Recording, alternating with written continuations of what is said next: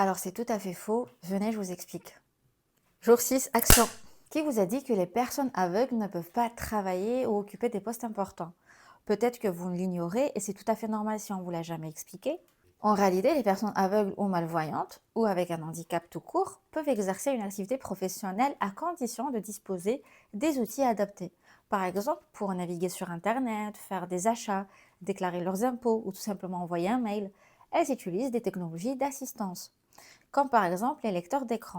Certains combinent même plusieurs outils pour accomplir leur activité en ligne. Aujourd'hui, je veux mettre l'accent sur les lecteurs d'écran, tout simplement parce que c'est l'un des outils que moi j'utilise par exemple pour mes audits RG2A.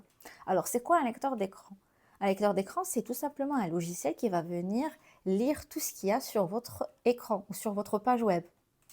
Venez, je vous fais une petite démonstration, mais attention à vos oreilles, la voix de VoiceOver par exemple peut sembler surprenante si vous n'y êtes pas habitué. Fenêtre, accueil, camp, lien, aller au contenu principal, liste 4 et lien, menu principal, lien, aller au champ recherché, lien, contact, de CFE et barre oblique Wi-Fi 2000, niveau d'entête 1, CFE et barre oblique Wi-Fi 2025, date limite de paiement des avis d'un 1er décembre 2025, lecture imprimée là. Au début, c'est un peu compliqué, mais avec le temps, on s'adapte facilement. Il faut aussi savoir qu'on peut modifier la voix et ajuster certains paramètres.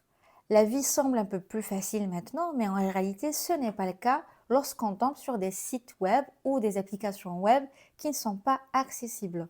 Je vous donne rendez-vous demain pour vous donner plus de détails et plus d'explications sur le fait que des sites internet inaccessibles rendent la vie plus compliquée qu'elle ne l'est déjà.